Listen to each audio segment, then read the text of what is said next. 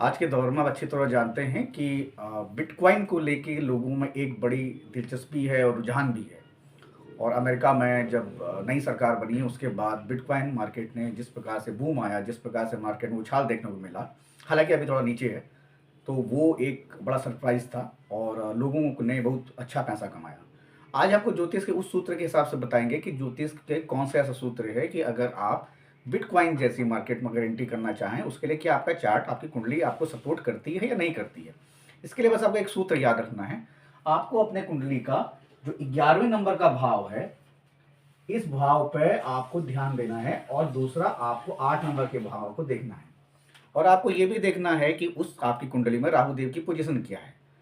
अगर इस भाव का स्वामी आपके दूसरे नंबर के भाव में या दूसरे भाव में, इसको धन भाव कहा जाता है, उसमें बैठते हैं, तो निसंदेह आप बिटकॉइन, बिटकॉइन क्या है, बिटकॉइन जो है वो एक क्रिएटेड मनी है, क्रिएटेड एक कॉइन है जिसकी कोई एग्जिस्टेंस नहीं है।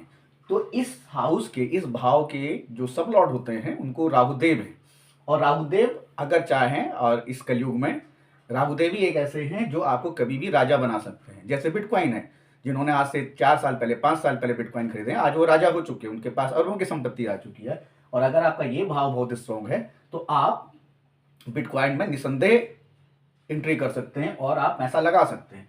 इस भाव के साथ साथ अगर इस भाव में भी आपका, इस भाव के स्वामी अगर इस भाव से कनेक्ट कर रहे हैं, यानी 8वें भाव के स्वामी अगर आपके 11वें नंबर के भाव के साथ कांटेक्ट में हैं या उसमें बैठे हुए हैं या उसके साथ युति कर रहे हैं, दृष्टि संबंध है, तो आप निसंदेह पैसा कमा सकते हैं। क्योंकि ये जो 8वें नंबर का भाव है, ये वो भाव है जो आपको आपके बगैर मेहनत से मिलने वाला धन देता है। बिटकॉइन के लिए कोई आदमी मेहनत नहीं करता है, कोई हार्डवर्क नहीं करता। बेसिकली मेहनत का मतलब है हार्डवर्क करना, फिजिकली हार्डवर्क करना, वो नहीं करते हैं। ये अन मनी का है, इसीलिए ये ससुराल भाव भी है। तो अक्सर क्या होता है, कई लोगों को ससुराल से पैसा मिलता है, जो दामाद होते हैं उनको भी ससुराल से पैसा, जो बहुएं होती हैं उनको भी ससुराल से पैसा मिलता है, इसलिए अन मनी का है।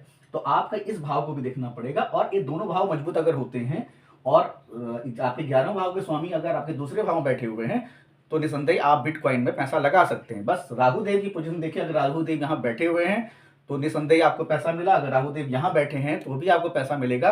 क्योंकि राहु देव वैसे तो यहाँ पे नीच राशि में माने जाते हैं वृश्चिक में, लेकिन वो कभी भी आपको धन दे सकते हैं। तो बिटकॉइन के लिए ये था हमारा आज का एक छोटा सा एपिसोड। आपको कैसा लगा जोड़ बताइएगा, चैनल को सब्सक्राइब करिएगा, लाइक करिएगा।